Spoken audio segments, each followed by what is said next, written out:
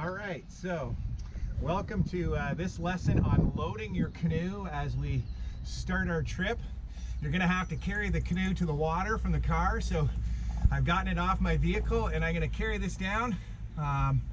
We're at Wildfang Park in Kincardine, but this is not atypical of what a portage might look like in Algonquin. So it's not necessarily always the perfect spot, but if I have the ability to walk right into the water, sometimes that's beneficial. Here I can get right to the edge, and I'm just going to bring my canoe down right into the water so that I don't have to drag it on the ground.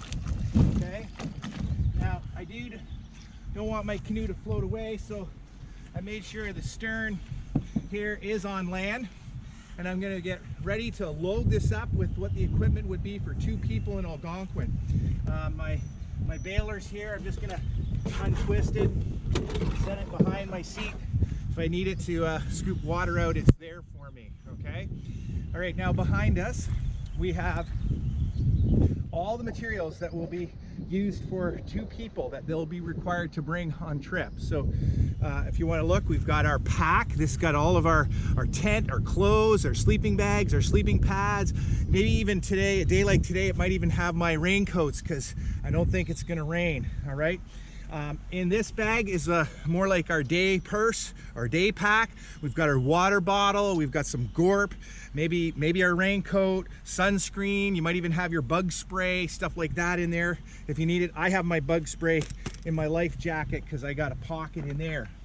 We also have a map. Okay, it's important that your map have a carabiner on it. Okay, it is a sealed case, and so we have a map. You might have some notes about your trip, anything that you want to bring paper wise. Not a bad place to put your cell phone if you want. You could put your cell phone into the map case here.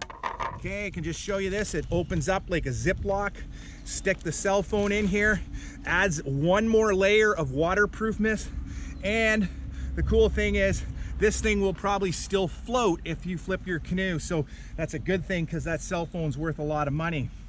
I have a yoke bar with a couple ties, and you'll see how we use that when we do the load for a portage. And then I have 2 pails. Each group pair will be assigned 2 pails. Could be food, could be kitchen, could be whatever it is you're getting. So I'm gonna put this stuff into the canoe, and what I want to do is sort of ascertain what's heaviest. If I think the pack is the heaviest, which I believe it is, I'm gonna put that behind the bow person.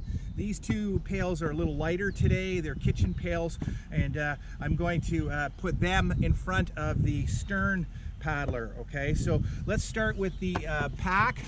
Just grab it on its handle, and I often put it in right behind the bow seat. Okay, and when I do, I'm keeping my straps up. Okay, and the reason I do that is so that if there's water in the boat, the straps are not going to get soaking wet. They're going to stay dry. Now, if it was a rainy day, I know it's probably no hope, but I still might keep them up because I think they end up staying drier.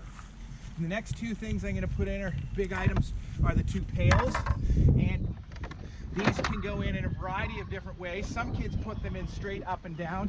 Generally speaking, I like to set them on their sides like this and set them in here like that. Okay, so this is where the bulk of the weight in your canoe is going to be.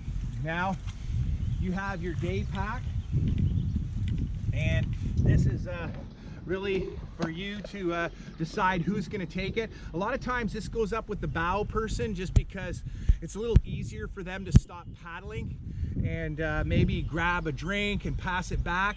Sometimes though, it can go with the stern person. It's really up to the 2 of you. You've got, remember, your water bottle, your gorp, things that you're going to access during the day in here. You also have this yoke, and you have your map. Almost always my map goes with my stern person, but it doesn't have to. The reason there's a carabiner on it is just to make sure it doesn't sink away, float away, so you can clip it to maybe a handle of the pail.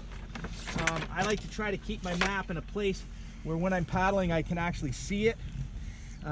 Sometimes if I have my backpack here, it's a little easier. There's more things to clip on.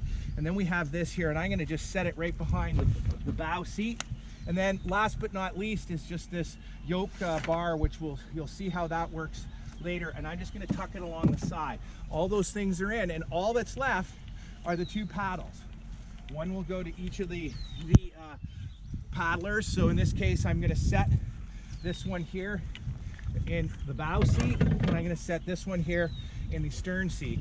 And essentially your canoe is ready, it's loaded, and we're ready to go for a paddle.